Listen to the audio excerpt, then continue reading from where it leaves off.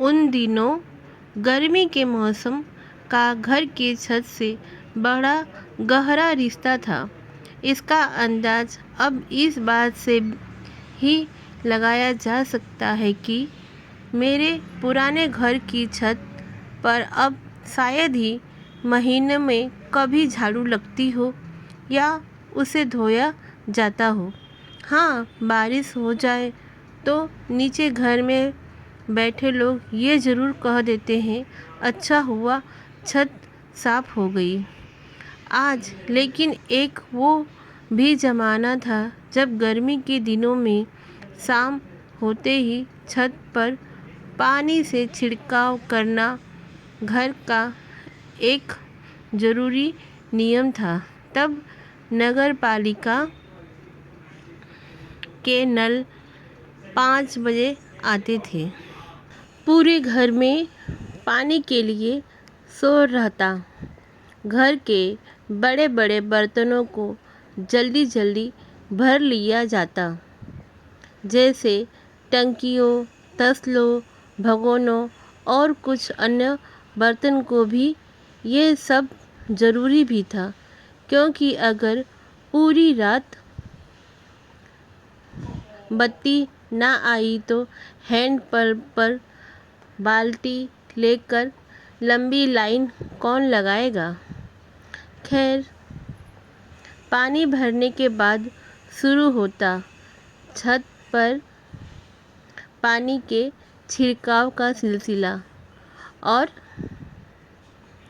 फिर बिछाए जाते सबके बिस्तर। घर की छत काफ़ी बड़ी थी, इसीलिए उसके कुछ कोनों और हिस्सों को घर वालों के नाम के आधार पर बांटा गया था। जैसे एक थी बाबा की छत, वहाँ सिर्फ बाबा के बिस्तर ही बिछाए जाते। 13 सदस्यों वाले परिवार में उनके बिस्तर खास थे। खासकर मेरे लिए रुपया अतिरिक्त मिलने का जुगाड़ में मेरी हमेशा यही कोशिश रहती थी कि बाबा के बिस्तर में ही बिछाऊंगा। ना जाने कितनी बार मैंने यूं ही बोल दिया कि मैंने ही बिछाए हैं आपके बिस्तर बाबा। अब हमको 1-2 रुपए। खैर, बिस्तर बिछाने के अलावा एक और काम था जो उन गर्मियों में बेहद ज़रूरी था। तब वो थी स्टील की एक बाल्टी और ग्लास, जिसे छत के ही एक कोने में रखा जाता और उस पर एक तस्तरी ढक दी जाती। इसमें सबके पीने के लिए पानी होता था, सिवाय मेरे और बाबा के। बाबा का पानी का लोटा अलग था, और मुझे शौक था मेरी छोटी सुराही से पानी पीने का, जो पापा मेले से लाए थे। हालांकि एक गिलास पानी भी नहीं आता था उसमें, लेकिन ख़त्म होने पर उसी स्टील की बाल्टी से मैं बार बार पानी अपनी सुराही में भरती, पीती और फेंकती। ऐसा लगभग तब तक चलता रहा जब तक मैं सो नहीं जाती थी। ये शायद शौक के साथ मेरा एक खेल भी था।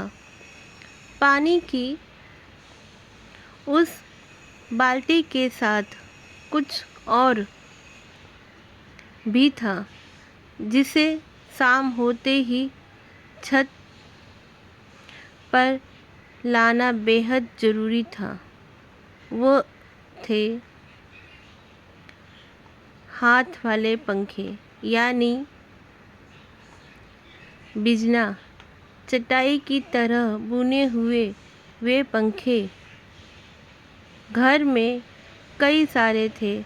तब हर कोई शौक से बिजना अपने पास तो रख लेता, लेकिन देर तक उसे चलाने की हिम्मत किसी की ना थी, सिवाय घर की दो औरतों के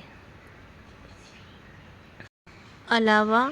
देर रात जब कभी मेरी आँख खुलती तो इस छत पर मम्मी और उस छत पर अम्मा हाथ में पंखा लिए बैठी हुई नींद के झोंके में खुद डोल रही होती। जैसे ही थोड़ी हलचल होती, पंखा फिर हिलने लगता ताकि हम बच्चे चैन से सो सके। लेकिन नींद चैन की कहाँ आती। तब कभी मच्छर तो कभी उमस, हवा का एक झोंका भी ना आता था। कभी कभी फिर बुआ कहती, चलो उन शहरों के नाम लो जिसके आगे पुर लगा हो तो हवा चलती है। उन दिनों ये शायद एक टोटका की तरह था, जो मुझे अब लगता है कि पुरवाई शहर से आई एक भ्रमित थी। लेकिन तब ये टोटका सही भी लगते थे, इसीलिए गिनती तुरंत शुरू हो जाती। मेरी शुरुआत हमेशा कानपुर से होती, क्योंकि वो मेरे कस्बे के सबसे करीब था और नाम लेने के बीच जैसे ही हवा का कोई झोंका आता तो हम बच्चे ऐसे उछलते जैसे मानो ये हवा भगवान ने हमारी वजह से ही चलाई है। खैर, उस वक्त हवा हमारी वजह से भले ही ना चलती हो, पर चंदा मामा हमारी वजह से ज़रूर चलते थे। आसमान की तरह उंगली करते हुए ये कहना कि ये देखो चंदा मामा चल रहे हैं, और उनके कहीं ठहरते ही उस बूढ़ी अम्मा को खोजने लगना, जिसकी कहानियाँ उन दिनों गली मोहल्ले में प्रचलित थी। नींद न आने के दौरान मेरा सबसे बड़ा टाइम पास था। चांद पर वो बुढ़िया तो देर रात खोजने पर भी ना मिलती, लेकिन मोहल्ले की इमरजेंसी लाइट ज़रूर अचानक पीली रोशनी के साथ जल जाती, और उस लाइट के साथ ही मोहल्ले की आसपास की छतों पर भी मेरी छत की तरह हलचल शुरू हो जाती और सुनाई पड़ने लगता, चलो नीचे लाइट आ गई है। घंटों से बत्ती आने का इंतज़ार करने वाले लोग आधी नींद में ही सीढ़ियों से उतरना बेहतर समझते और कुछ खुले आसमान के नीचे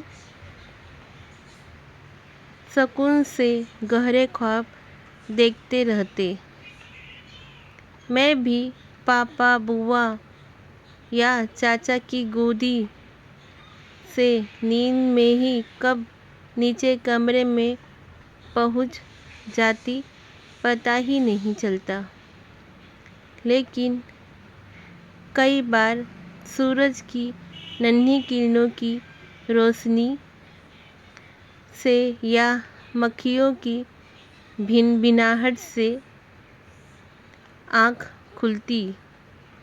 सुबह हवा के तेज झोंके और पास के कच्चे घर में लगे नीम के पेड़ पर बैठी गौरैया अपनी चहचहाहट से सुबह होने का एहसास करा देती और दूर दूर तक मोहल्ले की ज़्यादातर छतों से लोग नीचे जाने की तैयारी कर रहे होते।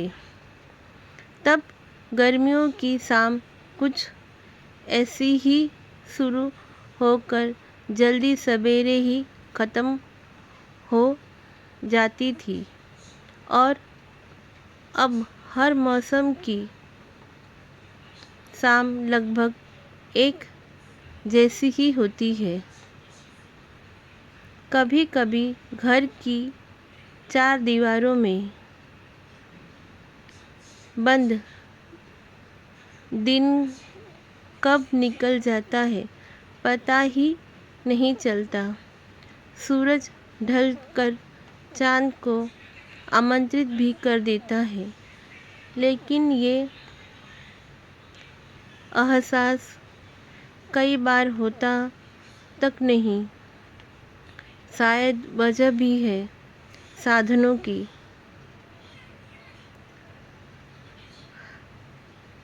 अभाव में उस वक्त प्राकृतिक सौंदर्य के बहुत करीब थे। हम सब जैसे ताज़ा हवा के सुराही वाले पानी के चांद तारों के चिड़ियों की चरचराहट के तड़के सुबह वाली हल्की धूप के और उन अपनों के भी जो तब एक ही छत में एक साथ रहते थे। आज की कहानी आपको पसंद आए तो पहले मेरे चैनल को एक लाइक कीजिए, चैनल को सब्सक्राइब कीजिए। क्या अच्छा लगा कमेंट कीजिए। कहानी सुनने के लिए धन्यवाद।